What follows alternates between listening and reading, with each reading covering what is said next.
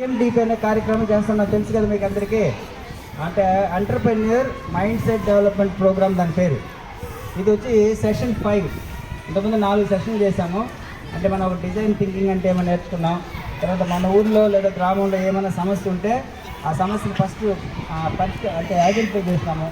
తర్వాత ఒక సెక్షన్ పిల్లలు అక్కడ కూర్చొని వాళ్ళు ఒక 4 ప్రాబ్లమ్స్ ఐడెంటిఫై చేశారు. ప్రాబ్లమ్స్ ఒకటి వాటరు, రెండోది ట్రాఫిక్ సిగ్నల్ దగ్గర ట్రాఫిక్ ప్రాబ్లము, ఇంకోటి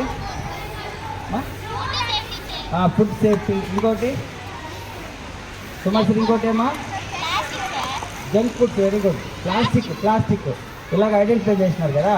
సో ఈ సెషన్లో మనం ఏం చేస్తామంటే మీరు ఏదైతే ఐడెంటిఫై చేశారో వాటిని ఇంకొంచెం రిఫైన్ చేస్తాం.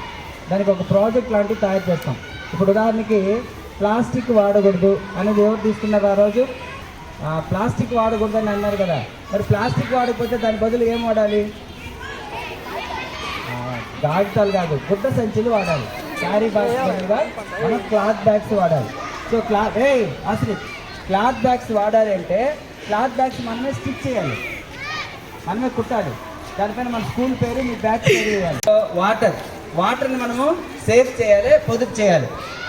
ఒక టీం అక్కడికి వెళ్ళి ఆ గ్రామంలో ఉండేటువంటి ఇళ్ళకి వెళ్ళి ఉమెన్ దగ్గరికి వెళ్ళి మాట్లాడాలి. నీళ్ళు మీకు ఎన్ని లీటర్లు ఖర్చు అవుతుంది ఒక రోజుకి? ఇంటర్వ్యూ క్వశ్చన్స్ రాసుకో. ఎన్ని లీటర్లు వాటర్ ఖర్చు అవుతుంది, ఎంతమంది ఉన్నారు మీ ఇంట్లో, ఎన్ని లీటర్ల వాటర్ ఖర్చు అవుతుంది. సో దాన్ని తగ్గించాలంటే మనము ఏం చేయాలి? తర్వాత ముఖ్యంగా వాళ్ళ ట్యాప్స్ ఉంటాయి కదా నాన్న, ఆ ట్యాప్స్ కారుతూ ఉంటాయి. తెలుసా మీకు? తెలుసా తెలీదా? చిన్న డ్రాప్సే పడుతుంటాయి. వాళ్ళు ఏముందిలే చిన్న డ్రాప్ అని అనుకుంటారు. కానీ దానివల్ల ఒక రోజుకి అట్లీస్ట్ 10-20 లీటర్ల నీళ్లు వృధా అవుతుంది.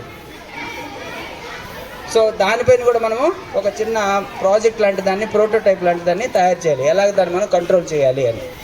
సో తర్వాత వీళ్ళు ఇక్కడ ఈ అమ్మాయి ఉంది కదా, వీళ్ళు ఒక ప్రాజెక్ట్ సబ్మిట్ చేసినారు.